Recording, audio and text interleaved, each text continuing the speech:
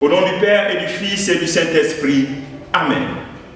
Viens, Esprit Saint, très saint Esprit, donne-nous l'intelligence, que son précieux prix nous dote de clairvoyance et nous prévienne de l'erreur. Ô Seigneur, envoie ton Esprit et tout sera créé et tu renouvelleras la face de la terre.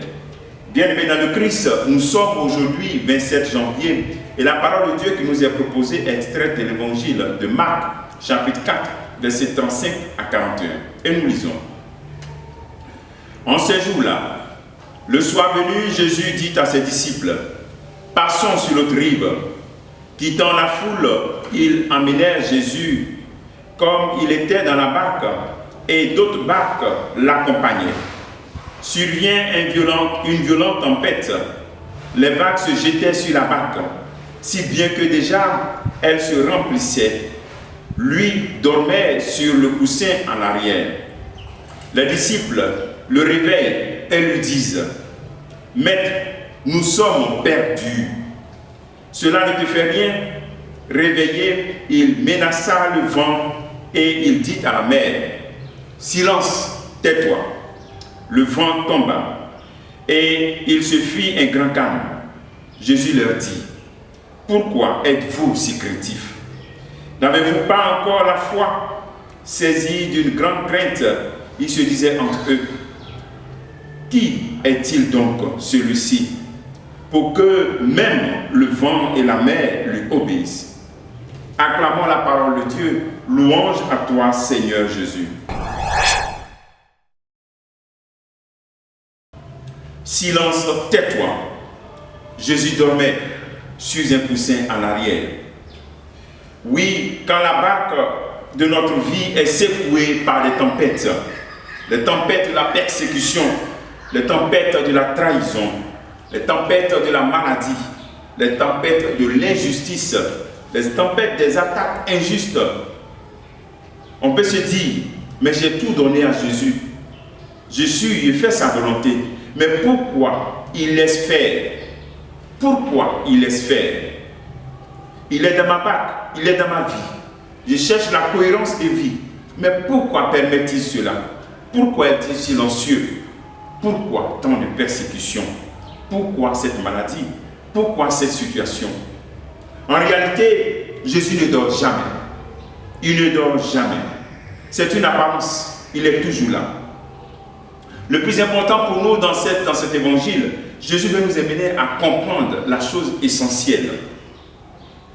Le plus essentiel, le plus important pour nous, c'est pas ne pas avoir de persécution, ne pas avoir des attaques, ne pas avoir de maladies incurables ou des maladies qu'on ne comprend pas. Ce n'est pas ne pas être victime d'injustice. Non, ce n'est pas cela qui est plus important. Ce qui est important pour nous, pour le Christ, c'est d'avoir toujours Jésus dans notre barque. Un. Et puis deux, le maintenir dans notre barque. Même si nous avons l'impression qu'il est silencieux. Le maintenir dans notre barque et garder le regard fixé sur lui. Garder le regard fixé sur lui. Même si nous ne comprenons pas ce silence apparent que nous pouvons ressentir, gardons le regard fixé sur lui. Le maintenir dans notre barque. Voici ce qui est plus important. Parce que les persécutions, les situations qu'on ne comprend pas, on aura toujours cela. Mais ce que nous n'aurons pas toujours, c'est de garder dans notre barque et garder le regard fixé sur lui et avoir confiance. Le sommet du Christ, malgré la tempête, malgré ces vagues, c'est un appel à la confiance. À la confiance, à la grande confiance en Dieu et en lui. C'est pourquoi, dès son réveil, quand il se réveille, il dit, pourquoi êtes-vous si craintifs? Pourquoi? Je suis là, je suis avec vous, je suis dans ta barque. Et il a dit, silence, tais-toi. Pour montrer vraiment qu'il a l'autorité sur cette tempête, silence, tais-toi. Donc pourquoi es-tu craintif? Pourquoi tu poses cette question?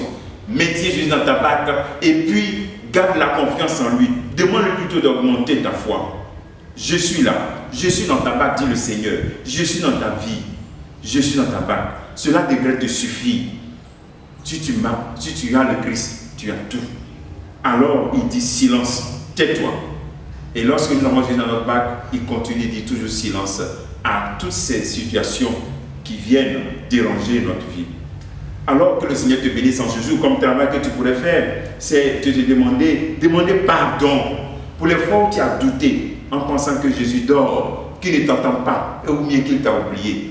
Que Dieu te bénisse au nom du Père et du Fils et du Saint-Esprit. Amen.